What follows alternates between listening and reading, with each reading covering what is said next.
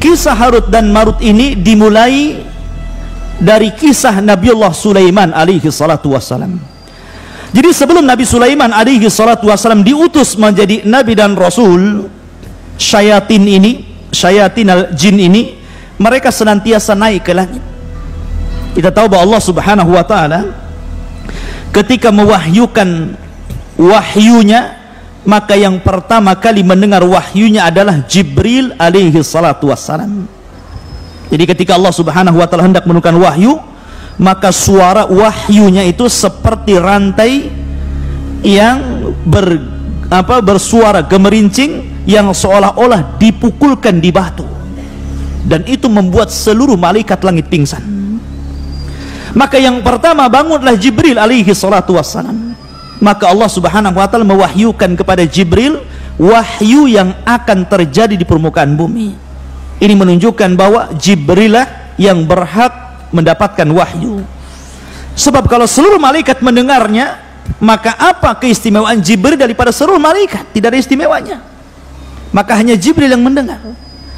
Setelah Allah Subhanahu wa taala kemudian mewahyukan kepada Jibril, dan selesai mewahyukan kepada Jibril, barulah kemudian seluruh malaikat terbangun dari pingsannya. Dan mereka bertanya kepada Jibril, "Madza qala rabbukum ya Jibril?" Apa yang difirmankan kepadamu wahai Jibril dari Rabbmu?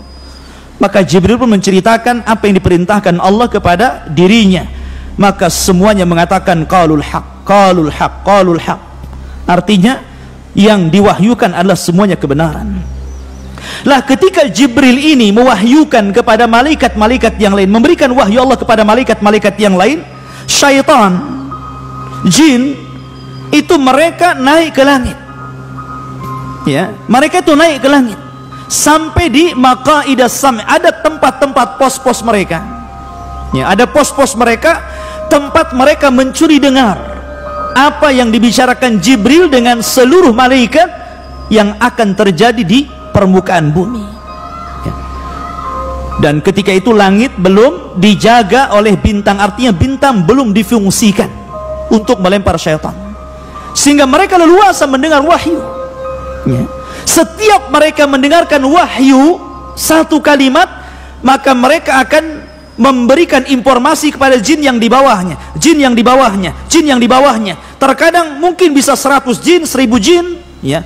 Tapi yang benar ini jin pertama saja. Jadi jin yang mendengar ini saja yang benar. Ketika disampaikan ke yang kedua, yang ketiga ini sudah ditambahi kedustaan.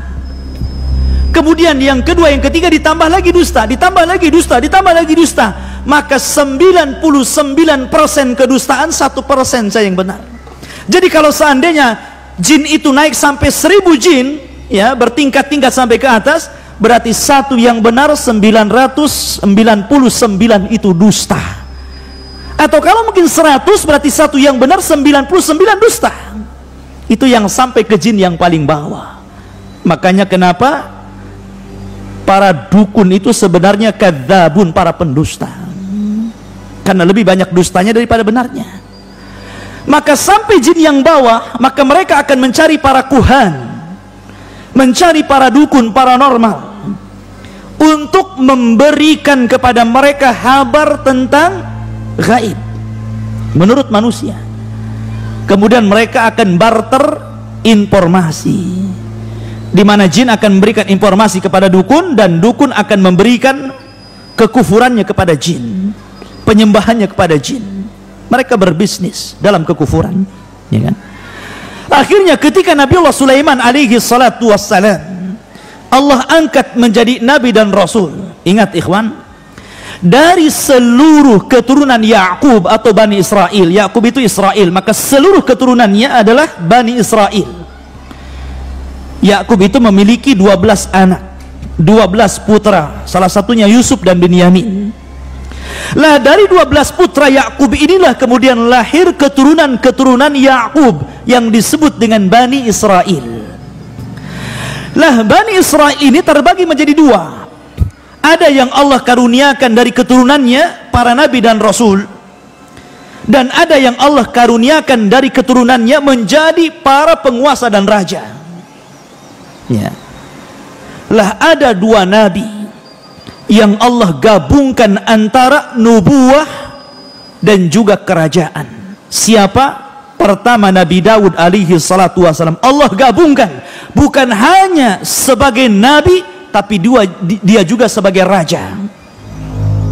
Padahal sebelumnya kalau raja saja, kalau nabi saja ya. Tapi Daud Allah gabungkan dua kenikmatan, nabi dan juga raja ya. Kemudian setelah Daud meninggal dunia, warisan ini diberikan kepada ibnu Daud, Sulaiman alaihi salatu wassalam. Allah gabungkan juga dua kekuasaan ini, jadi nabi dan juga jadi raja. Bahkan dia raja dari seluruh para raja di zamannya. Makanya sering saya katakan bahwa di dunia ini yang pernah berkuasa, menguasai dunia secara jumlah hanya ada 4, yang 2 mukmin dan 2 kafir. Yang satu Nabi Sulaiman, dia menguasai dunia, dia mukmin. Kemudian yang kedua Dzulqarnain, dia menguasai dunia dan dia mukmin. Kemudian yang 2 kafir, pertama Raja Namrud, yang ketiga, yang keempat Bukhtun Nasr, yang telah menyerbu negeri Palestina dan memperbudak bangsa Yahudi ya.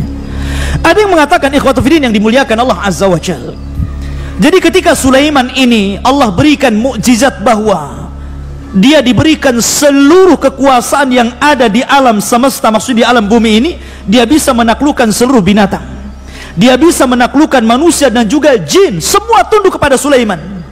Makanya dia berdoa kepada Allah, Rabbi habli, ya Allah berikan kepadaku mulkun la yambagi ahadun ba'di, begitu ya. Jadi ya Allah berikan kepadaku satu kerajaan yang kerajaan ini tidak bisa dimiliki siapapun setelahku, karena dia bisa menguasai semuanya ya kan? Dia bisa menguasai manusia, dia bisa menguasai jin, dan dia bisa menguasai seluruh hewan-hewan. Bayangkan, Anda bisa bayang pasukan Sulaiman ini ya kan? Dia memiliki pasukan yang sangat kuat karena jin takluk kepada Sulaiman ya. Lah ketika itu ikhwatu fiddin yang dimuliakan Allah Azza wa Jalla, Sulaiman ini punya katib, tukang catat ya kan. Setiap dan tukang catatnya Sulaiman, sekretarisnya Sulaiman ini menulis segala sesuatu yang diperintahkan Sulaiman, yang dirahasiakan Sulaiman, baik tentang nama-nama Allah yang azam, baik tentang rahasia jin, baik tentang rahasia binatang ataupun manusia. Dan yang tahu hanya Sulaiman dan tukang catatnya ini. Setelah Sulaiman alaihi salatu wassalam, Allah takdirkan mendekati kematiannya. Maka kemudian Sulaiman akhirnya menyimpan catatan sekretarisnya itu di bawah singgasananya, di sebuah kotak, dan diletakkan di bawah kursinya.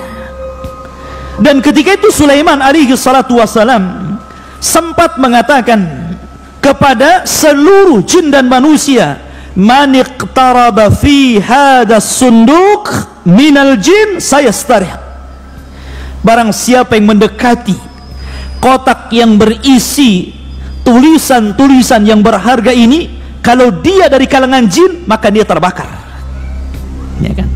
Akan tetapi man iqtaraba minal insi bi kalimatin yaz'am fiha anna ahadan ghairallah ya ya'riful ghaiba fasa'aqtuluhu, tapi barang siapa yang kemudian didekati oleh manusia, kemudian setelah dia membaca di antara kalimat-kalimat yang tercatat itu, kemudian dia mengaku mengetahui yang gaib, maka saya akan bunuh dia. Akhirnya tidak ada yang mendekati dari kalangan jin ataupun manusia akan kotak itu. Maka ketika Sulaiman meninggal dunia dan tidak ada yang tahu meninggalnya, bagaimana tidak ikhwatu fiddin? Tidak ada yang tahu, bahkan jin tidak tahu Sulaiman mati. Sulaiman hanya duduk di singgasananya, kemudian rayap memakan singgasananya, kemudian setelah rapuh roboh barulah mereka tahu Sulaiman meninggal. Artinya di sini bahwa kalau memang jin adalah rujukan para dukun, paranormal, dan mereka mengaku sesuatu yang gaib padahal tidak ada yang mengetahui kecuali Allah Azza wa Jalla, jin saja tidak tahu yang gaib pada rujukannya. Jin tidak tahu kematian Sulaiman. Sulaiman sudah mati, jin tidak tahu. Macam mana kemudian para dukun mengetahui hal-hal yang gaib sementara rujukannya tidak tahu yang gaib? Ma'asyiral muslimin rahimani wa rahimah. Maka setelah Sulaiman meninggal dunia, kemudian generasi yang mentauhidkan Allah Azza wa Jalla sudah mulai punah. Datanglah generasi berikutnya yang mereka sudah terpengaruh akidahnya. Akhirnya kemudian syaitan datang kepada kaum Babil, kaumnya Sulaiman alaihi salatu wasallam, menjelma menjadi seorang manusia yang sangat saleh. Ketika itu di Babil ini ada seseorang yang bernama Harut dan Marut. Karena solehnya sehingga seolah-olah dia malaikat. Makanya Allah Subhanahu wa taala mengatakan, wa ma unzila 'alal malakaini bi Babil Harut wa Marut, dan apa yang diturunkan kepada dua malaikat di Babil, yakni Harut dan Marut. Artinya Harut dan Marut itu bukan malaikat, tapi seolah-olah malaikat karena dia saleh. Ada juga ahli tafsir mengatakan bahwa dia adalah syaitan. Harut dan Marut ini syaitan, berpura-pura menjadi malaikat, sehingga dikatakan dua malaikat. Walaupun pendapat yang rajih, yang masyhur, yang mendekati kepada kebenaran, wallahu alam, bahwa Harut dan Marut adalah minal bashar. Dia adalah manusia sama dengan kita. Karena kesolehannya orang menganggap apa? Dia malaikat. Akhirnya kemudian syaitan ini mendatangi Harut dan Marut. Kemudian syaitan mengatakan kepada Harut dan Marut, kata syaitan kepada Harut dan Marut, mengatakan, aturiduna, maukah kalian an adullakum ala mulkin la yanfad, maukah kalian berdua aku tunjukkan kepada sebuah kerajaan sebagaimana engkau melihat bagaimana Sulaiman bisa menaklukkan semua yang ada di bumi ini, baik jinnya, binatangnya, manusianya, maka aku pun akan menunjukkan kepada apa yang dimiliki Sulaiman. Maka akhirnya Harut dan Marut ini diuji oleh Allah Azza wa Jalla. Akhirnya nurut kepada syaitan ini. Kemudian kata syaitan ini, bongkarlah di bawah kursi ini ada sunduk, ada kotak. Di situ ada buku yang mempelajari tentang ilmu-ilmu yang dipelajari Sulaiman. Maka kemudian Harut dan Marut mengatakan, kenapa engkau tidak ambil saja buku itu dan kau pelajari sendiri? Syaitan ketakutan. Kenapa? Karena janji Sulaiman mengatakan, barang siapa yang mendekati sunduk ini dan dia adalah jin dan syaitan, maka terbakar dia. Gak berani, ya kan? Gak berani dia. Akhirnya menyuruh Harut dan Marut menggalinya. Dan setelah dibongkar kursinya, ternyata dia mendapatkan satu kotak dan berisi catatan ilmu Sulaiman tentang sihir, menaklukkan jin, menaklukkan binatang, dan begitu seterusnya. Akhirnya kemudian keduanya mempelajari catatan Sulaiman itu, dan setelah mempelajari akhirnya dia pun memiliki ilmu sihir, dan dikenal oleh orang-orang, kalau antum ingin belajar sihir, datanglah kepada Harut dan Marut. Itu guru sihir yang paling unggul di zaman itu, ya kan? Maka semua orang berbondong-bondong kepada Harut dan Marut, karena di zaman itu ikhwatul fiddin, orang-orang Yahudi itu terkenal tukang main sihir, karena sihir itu berasal dari mereka. Makanya siapa yang menyihir Nabi coba? Yahudi. Nabi bin Asam, seorang Yahudi yang menyihir Nabi.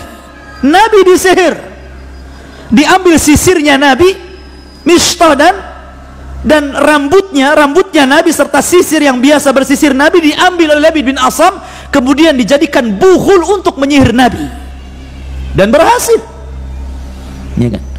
Karena sihir itu pasti ada buhulnya. Min syarri nafatha tifil uqad. Uqad itu artinya buhul. Setiap sihir itu ada buhulnya, ya.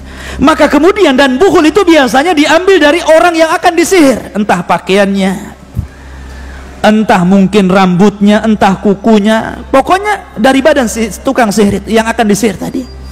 Maka akhirnya kemudian diambillah rambut dan sisir Nabi SAW, kemudian dimantra-mantrai oleh Labid bin Asam Yahudi ini, kemudian diletakkan dalam sumur. Bayangkan, buhulnya diletakkan dalam sumur. Akhirnya Nabi terkena sihir, sehingga dia terhayalkan dia sudah menggauli istrinya, padahal tidak. Seolah-olah dia telah menggauli istrinya, padahal nggak menggaulinya. Tapi ikhwatu fiddin, akidah ahli sunnah bahwa karena ada orang yang berusaha melemahkan hadis ini. Hadis ini berusaha dilemahkan, ya kan, oleh sebagian orang-orang yang tidak suka dengan sunnah. Mereka mengatakan tidak mungkin Rasul kena sihir. Bukankah Rasul maksum? Bukankah Rasul terjaga? Ikhwan, ya. Tidak ada kaitan Rasul kena sihir dengan kemaksuman Rasul. Tidak ada kaitannya. Justru sebenarnya ini menguatkan bahwa Nabi kita Muhammad sallallahu alaihi wasallam itu abduhu wa rasuluhu. Dia adalah hamba, makan seperti kita, minum seperti kita, tidur seperti kita, dan terkena sihir seperti kita terkena sihir, ya. Tidak ada kaitan antara maksum dengan sihir.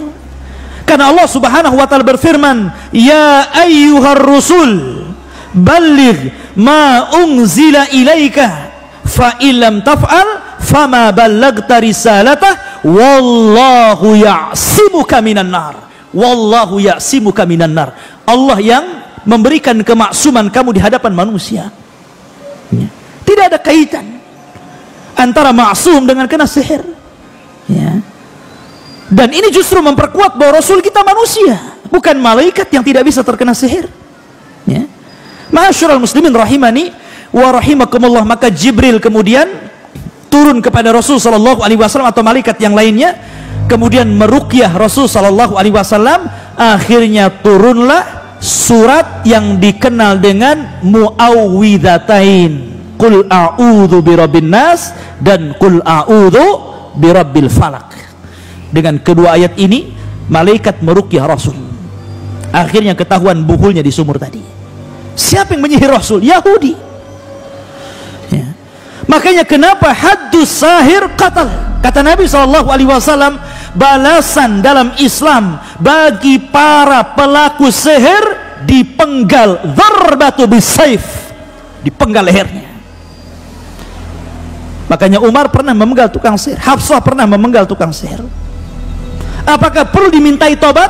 Kata para ulama, ada yang mengatakan perlu dimintai tobat selama 3 hari. Kalau dia bertobat maka diampuni, kalau tidak maka dipenggal. Tapi pendapat yang rajih, yang kuat, tidak perlu dimintai tobat, langsung dipenggal lehernya. Itu pendapat yang kuat. Karena kerusakan sihir ini melebihi kerusakan yang lainnya. Bukan hanya kekufuran, kesyirikan, tapi kerusakan di mana-mana. Bisa membunuh, bisa menyakiti, bisa menceraikan suami istri dan begitu seterusnya. Kerusakannya luar biasa. Maka tidak perlu dimintai tobat, la yustatab, kata para ulama. Tidak perlu dimintai tobat, langsung darbatu bisayf, penggal lehernya, ya.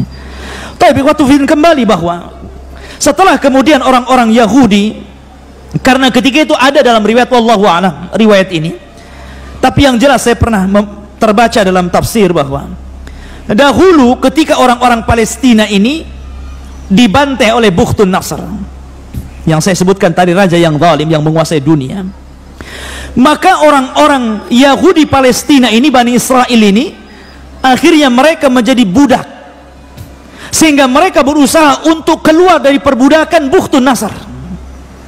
Akhirnya kemudian mereka mempelajari sihir supaya keluar dari jeratan Bukhtun Nasr. Akhirnya tersebarlah kesyirikan di mana-mana, ilmu sihir di mana-mana. Lah kebetulan di situ itu ada Harut dan Marut yang sihirnya luar biasa, menguasai ilmu Sulaiman. Makanya kemudian orang mengatakan bahwa datanglah kepada Harut dan Marut, belajarlah kepada dia. Tetapi Harut dan Marut, ikhwatu fillah, adalah ujian Allah Subhanahu wa taala. Harut dan Marut mengatakan kepada setiap orang yang akan belajar sihir kepadanya, wa ma yu'allimani min ahadin hatta yaqula innama nahnu fitnatun fala takfur. Maka Harut dan Marut tidaklah mengajarkan sihir kepada siapapun dari kalangan Bani Israel, kecuali keduanya pasti mengatakan, sebelum kamu belajar sihir kepada aku, saya ingatkan, Sihir ini fitnah.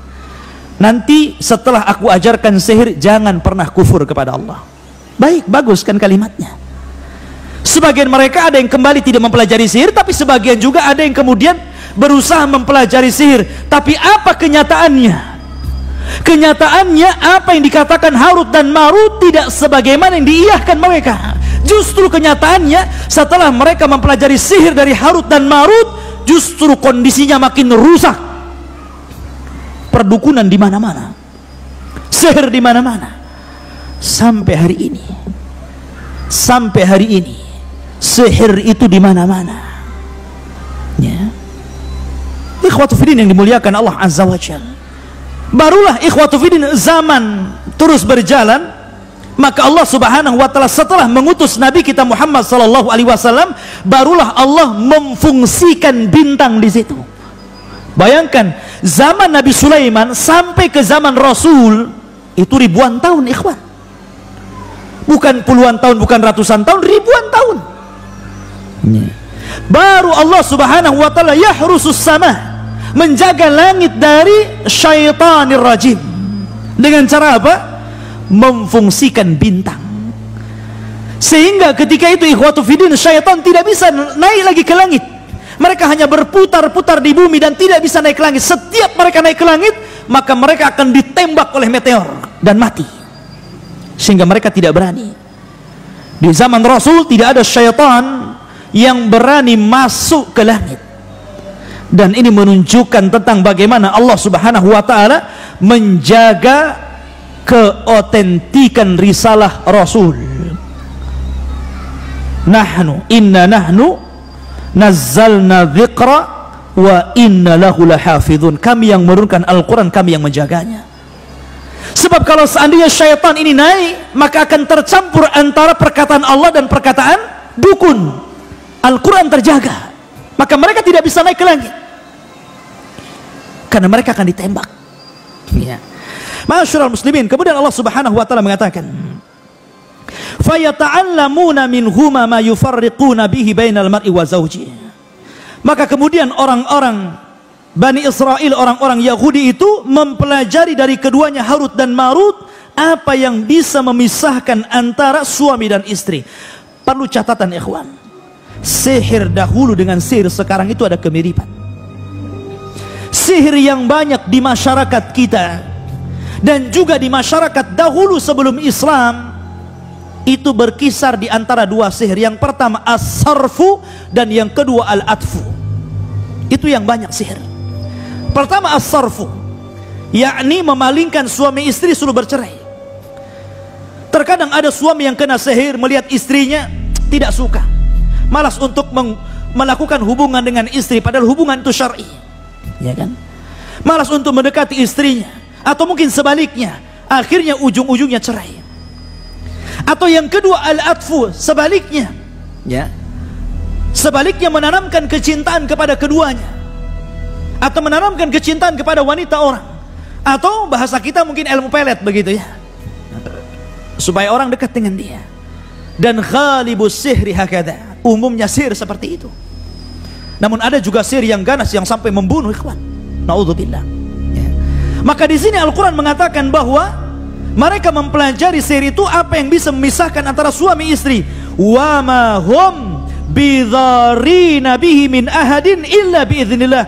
Tapi ingat bahwa sihir apapun tidak akan memadaratkan siapapun kecuali atas izin dari Allah Subhanahu wa taala. Seandainya tukang sihir ini berkumpul di dunia kemudian hendak menyihir antum, kalau seandainya Allah tidak mengizinkan sihir itu terkena antum, antum tidak akan terkena sihir. Karena Rasul mengatakan, seandainya seluruh manusia berkumpul, jinnuhum wa insuhum, manusia dan jinnya, ada an yadurruka bi syai'in lan yadhurruka illa bima qad kataballahu lak. Tidak akan sampai madarat itu kepadamu kecuali memang madarat itu sudah ditetapkan di Lauhil Mahfuz. Ya. Kemudian wa yata'allamuna ma yadhurruhum wa la yanfa'uhum, dan mereka mempelajari apa yang memadaratkan mereka dan tidak bermanfaat. Sihir itu tidak ada manfaatnya sedikit pun, bahkan akan mengantarkan kepada kekufuran. Sihir itu tidak manfaat, ikhwan. Maka jangan pernah mempelajari sihir. Jangan pernah, ya. Kemudian walaqad alimu laman ishtarahu ma lahu fil akhirati min khalaq wala bi'sa ma syaraw bihi anfusahum law kanu ya'lamun. Dan sungguh mereka sudah tahu barang siapa membeli menggunakan sihir itu niscaya tidak akan mendapatkan keuntungan di akhirat. Dan sungguh sangatlah buruk perbuatan mereka yang menjual dirinya dengan sihir sekiranya mereka mengetahuinya. Walau annahum amanu wattaqau lamathubatun min indillahi khairun law kanu ya'lamun. Dan jika mereka beriman dan bertakwa, pahala dari Allah pasti lebih baik sekiranya mereka mengetahui. Subhanakallah bihamdika asyhadu an la ilaha illa anta astaghfiruka wa atubu ilaik. Allahu ta'ala alam. Assalamualaikum warahmatullahi wabarakatuh.